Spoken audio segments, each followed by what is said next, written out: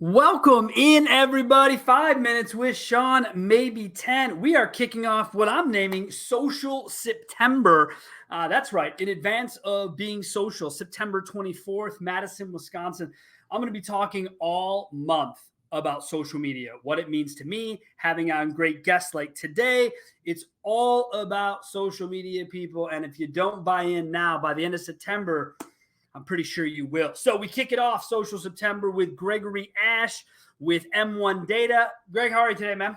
Man, I'm doing great. How about yourself? I'm wonderful. Thank you so much for joining us and kicking off this Social September the right way. I'm a data nerd. Sounds as if you're a data nerd. And so now we kind of combine the nerdiness into social media. Let's start high level, Greg. When I say social media data, what's the first thing comes to your mind? Could be a couple of different things. It could be custom audiences. It could be attribution to social media campaigns. Those are the two that would come, top and forefront of mind to me. All right. One of those I'm a fan of. The other I'm not. So let's start with what I'm a fan of. I'm a fan of custom audiences. Greg, when you say it, why don't you give the audience an idea of what you mean when you say it? So custom audiences are bringing in a data set, whether that be a first-party data set or a third-party data set, and loading it into a social media platform as the specific audience that you want to target. In automotive, maybe you got some clients you sold and never came in for service. You could bring those into a file set in a group, load them up into social media, and target them with a specific ad that only that audience is going to see. So, Greg, that would be the first party data side of that, correct? Correct. Now you could do a third party from a conquest perspective. Maybe you want to, you're a Honda dealership, you want to target Honda owners that aren't your customers. You could go out, get a third party conquest list, load that up in. Hey, Mr. Honda driver, why don't you come in and see us for service? We're interested in buying your car, bring it in, trade it in, get into a new car. The possibilities are endless. Anything that you normally do through social media marketing, you can do the same with a custom audience and make sure that you're only serving that ad to that specific audience. Greg, advantage of the custom audience, lower costs. What do you see as the greatest advantage of really getting into that custom audience part? Significantly higher engagement. Okay. So nothing about cost, better engagement, which at the end of the day probably lowers the cost per engagement metric, whatever that is along the way. I don't want to say cost is relative. Obviously, cost can be all across the board, depending on whether or not it's first-party data, whether or not it's third-party data, what additional attributes and selections you're making on that third-party data. Obviously, that all has an impact in cost, but the more granular and finite you get to your true target audience, generally, the higher engagement you have on the campaign, as long as you're targeting the data side and the creative correctly, obviously. So, Greg, it's obviously, the first party, third party data is kind of a, buzzword term right now as people see it. But I'd like to know from your perspective, does that mean it's the only way to run your campaigns, or do you still see yourself running a general wide net for a general wide campaign? I feel like people start to get, okay, I can only run specific finite campaigns, when in marketing, right, we build us the funnel and we bring ourselves down. Social, no different. Why don't you give us a little feedback on how folks should kind of balance those together? So I'm a huge believer of what I call saturation campaigns. So targeting anybody and everybody that you can within your PMA. But I also believe that you should couple those with audience targeted campaigns. I think you definitely need to use both of them. As a dealership, you're trying to bring vehicles into service. You're obviously trying to sell cars. You're trying to bring cars in through the service drive specifically for vehicle exchange. You might be doing buyback campaigns. So you have all of these different campaigns that you normally run anyway, all of which can be run on social. All also while doing a large grasp, dealer branded message of why people should just come visit you or why they should be front of mind when it comes to purchasing a vehicle. Love it. Balance, right? Yep. Balance, not overcommitting to one way or the other, not thinking that it's the only way to do business. Now, Greg, when it comes to acquiring the third party data, right? I Yep. feel like there are options in the space. There are things. What should people be looking for when shopping for a third party data set? Um, Obviously, um, tenure in the business. I don't want you to hold a lot of weight on that. But obviously, if a business has been in business for quite some time, they've got to be doing some things correctly. Um, their presence at automotive related conventions or things of that nature. Um, Proof of probably the biggest one for me would be proof of compliance, making sure that they all their data is opt in, making sure that depending on what state you're in, that they have a proper consumer consent platform. If you're in California, you have additional privacy laws versus some other states. So making sure from a compliance standpoint, they're in play. And possibly even look at references. Don't be scared to ask a vendor to for references. Now, I'm also a firm believer that no one gives out bad references, so don't know how much weight you can really really hold on that. But if you're a dealer, you can pretty much peruse their website, look for testimonials, and then reach out to that dealer or that company, and get a firsthand look and feel. Some data companies, allow you to dip your toes in the water and test for free. Generally, it's a smaller audience, rather than a larger audience or a full size marketing audience. But if they're willing to do that, no shame in testing them to find out who works for you. I like what you said here about the compliance, right? I think it's a big issue. I think a lot of people just assume you do business with someone, they acquire, they do everything the right way. Yep. When I think all of us have found, if not recently, that there are a lot of areas of opportunity for things to go awry. So I'm a big fan of that one. Obviously, the other one that I like to hear from is bad references. I used to make a point of it when we started Carbiz to give people a good and a bad. So someone who had canceled and someone who was still with us, and people were always like, "Why would you do that?" And I thought, I don't know what's there to hide, right? Like they didn't leave because of us; they left because they hired someone or because of this, Yep. because of that, right? But you're right. I mean, in applications for employees, has someone ever put down their worst, you know what I mean? The worst job they ever had in that person? Probably not. No. Probably not. But Greg, we are a small industry, right? So Yes. I would also tell folks, ask your friends. Ask your friends. Your friends have probably dealt with it. They're probably dealing with it. They had someone who dealt with it. Obviously it's our business. It's Greg's business. Find people who are independently unbiased to help you as well, I think is a big part of it. So, Greg, we talk about the audience, important. But I feel like one of the bigger things that people don't pay enough attention to is the creative itself and or the messaging itself, right? So like we can't really be in marketing, we can't be bifurcated, right? It can't be separated but same goal. It has to be same message, same goal.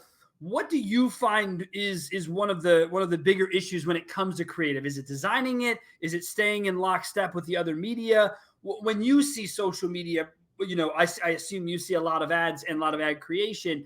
What is your feedback when it comes to actual ad creation?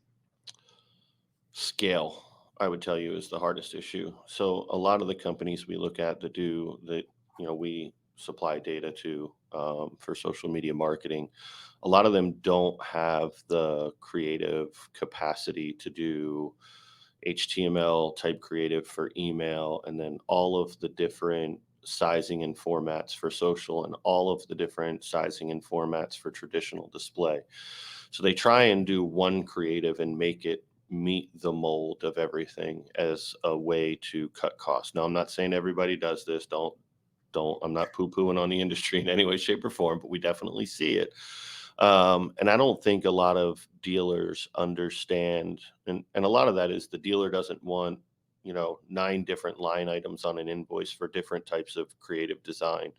So I get that, but it's really important to truly design your ads for where they're going to be displayed.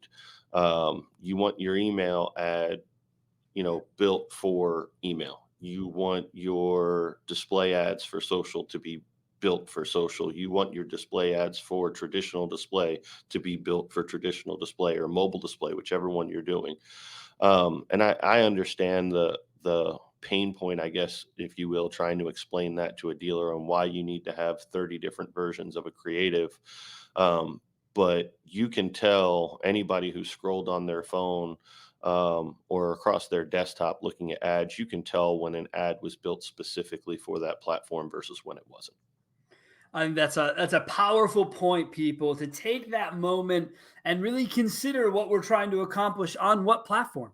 And I think the other part of that, when talking about creative, is that if you have a really killer piece of organic content in the social media world, don't be afraid to try and run it in an ad space if applicable. I think people don't really try hard enough, Greg, to recycle content.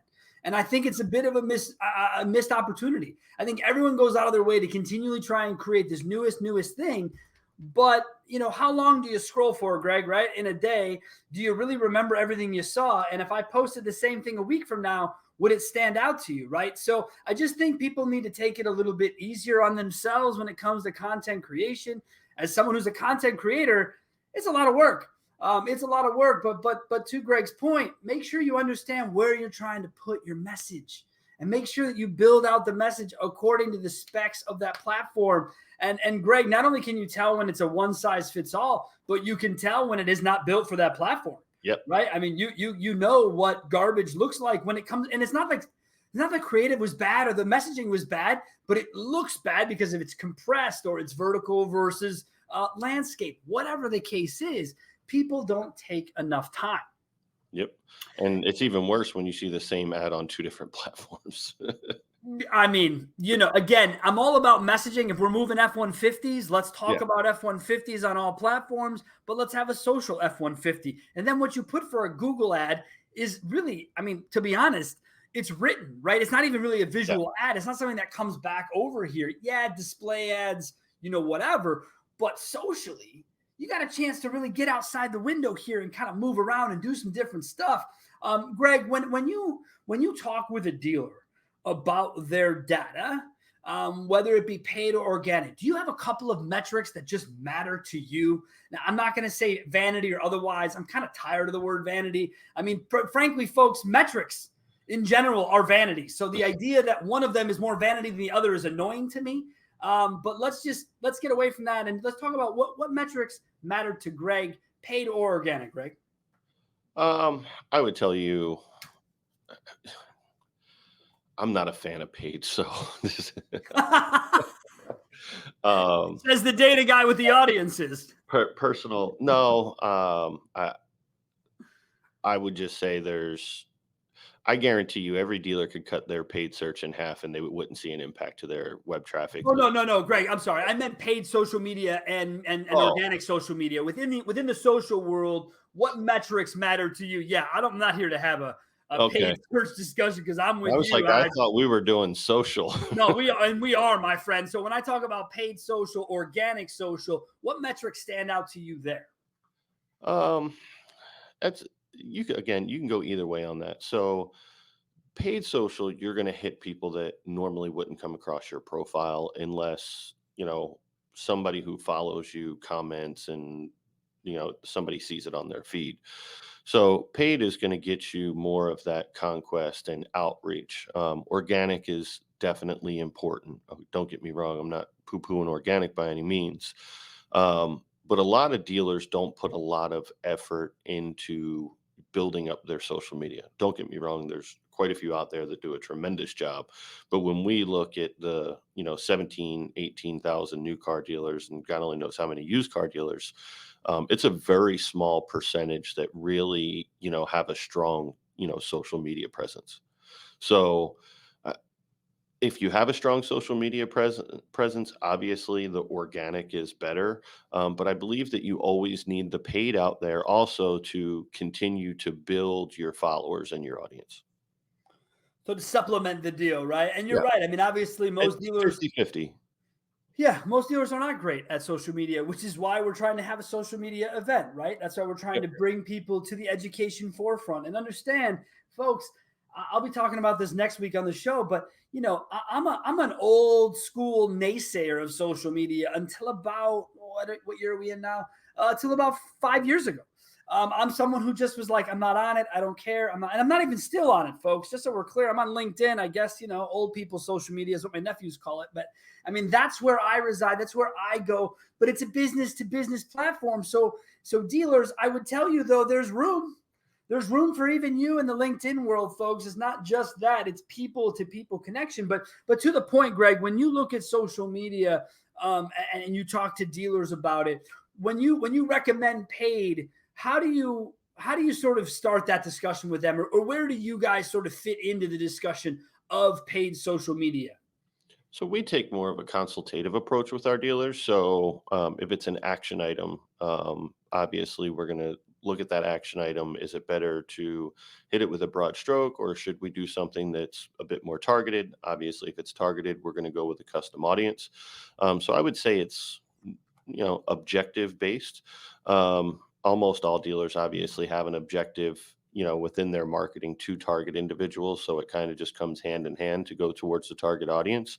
But we don't necessarily push it or jam it down their throat in any way, shape, or form. We want to know what needs they're looking for us to address, what problems are they having, what needle and which department do they need to move, and then we're just going to address it from there. Consultative approach, folks. I'd like to say that it's something that we find a lot, but I'd be lying to you.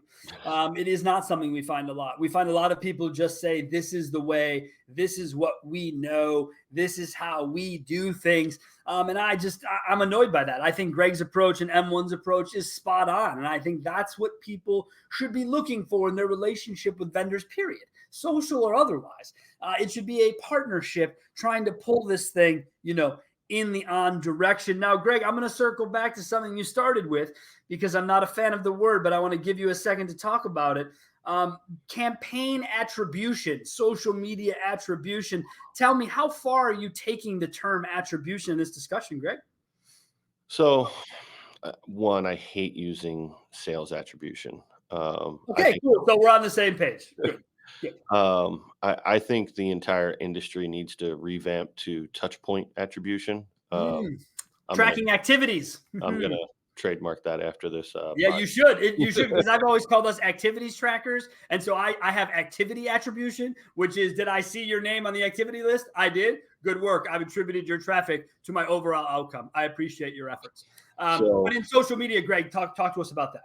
So, I mean, any consumer that buys a car is going to have various touch points, 5, 7, 10, 20. Up to 20. Depending on how long their shopping journey is. So we're just looking to be one of those touch points in that journey. Obviously, we have some tech stacks on our side that on the website side that we can, see a user come in from Facebook, follow them through their website experience. So from that attribution perspective, we're determining where we believe they're in the funnel. They top funnel, medium funnel, bottom funnel, getting ready to start real life experience with on-lot shopping. So, we're not just looking at, what happens from a impression or click from a social aspect. We're also looking quite a bit past that into the website activity. How engaged were they? Are they underperforming? Are they overperforming? Is it a target audience? Is it not? Is it just a broad stroke audience? So we're looking at overall data performance from the targeted audience side, as well as what's happening on Facebook, plus what's happening on the website, so that we can see if do we need to tweak that audience? Do we need to pull that down and load in a different custom audience, so on and so forth. So we're not just looking at, like I said, social metrics. We're looking at, I don't want to say a full circle, but at least 3/4 of the circle. Greg, when you talk about looking at it through the website journey, are you talking about then picking up the traffic in a place like a GA4? No, so not to push my own company, I'm trying to do that, but obviously we have a product called Smart Pixel, which is a web de-anonymization product. And we follow the journey through their website. We're looking at every VDP they viewed, every SRP that they viewed. Did they look at finance options? Were they more looking at lease versus purchase? Were they comparing different vehicles to one another, from a body segment perspective. How close are they? Did they look at one specific vehicle more than 3 times over the 14 pages that they looked at? And looking at true website behavior in a much more granular fashion, I would say, than a GA4. Um, and then also looking at, does that person then come back later organically to the website, or did they action through Instagram, because they were served an ad and then came back later on their iPad, a secondary device?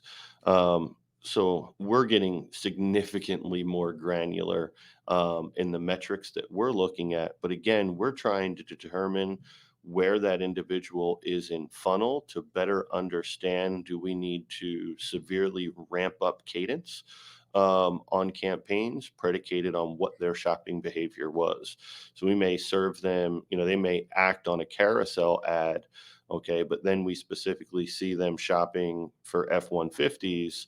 We're going to target them specifically in an F 150 custom audience because that's what we know that they're leaning to. So now we just want to execute better on where we predicate on where we believe they're at in funnel and what their shopping behavior is. So with that, you're using that smart pixel piece as a window into making the before portion, the social portion, or the after visit, whichever it is. Basically, you're using it to fine tune how you go about having these audiences building this funnel. Is that fair to say?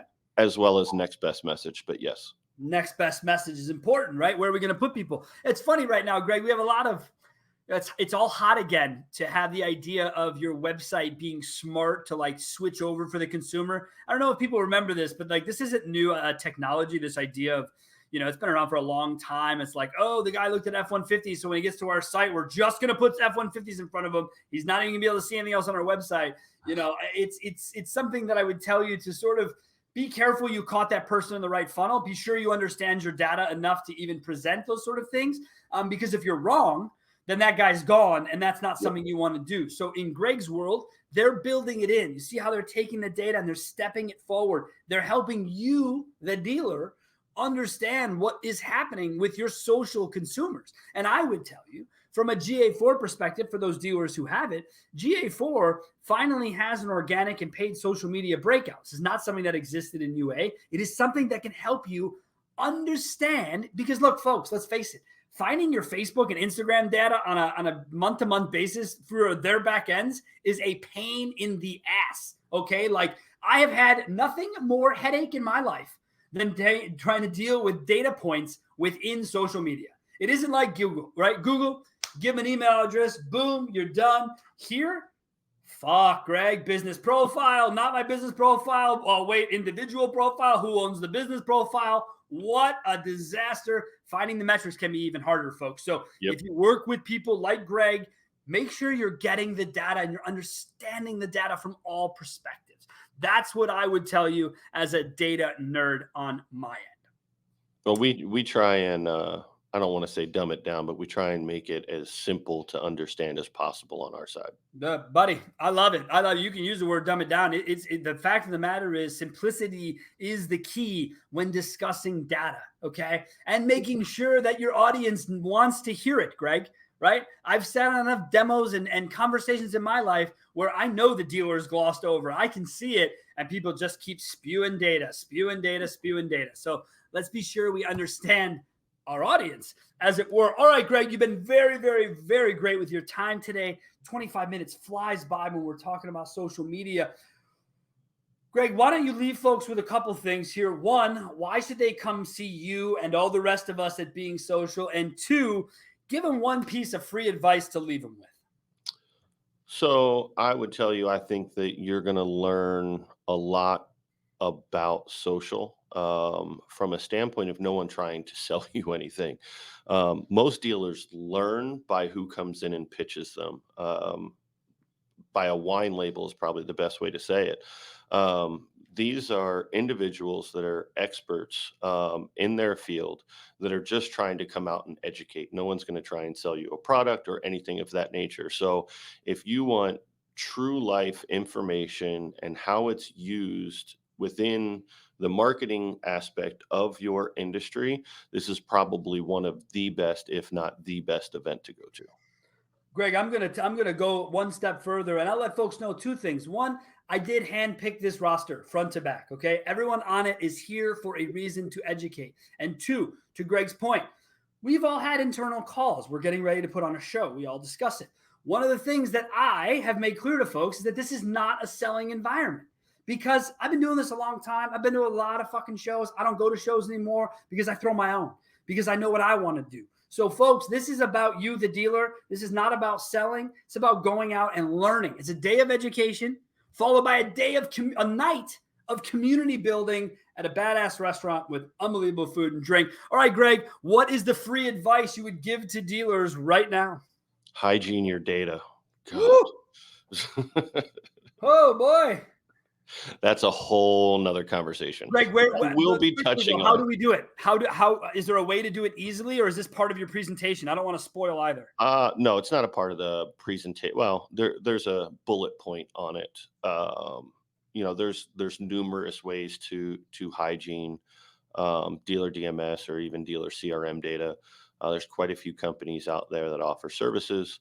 Some of which have the ability to even do right back to the DMS so that those changes are reflective in your DMS. They obviously maintain change records as well that are easily accessible should you ever need to be able to revert to an old version of a record. But I can tell you the average dealer that we onboard, when we first onboard them, 38% of their their DMS is either bad or no longer owns or whatever have you. And those are just a lot of wasted ad dollars month over month across multiple campaigns, whether it's direct mail, whether it's digital, OTT, connected TV, BDC, whatever have you. So dealers, hygiene your data. I know it sounds stupid. It's insanely inexpensive in comparison to the amount of money that you're wasting every month by not doing it.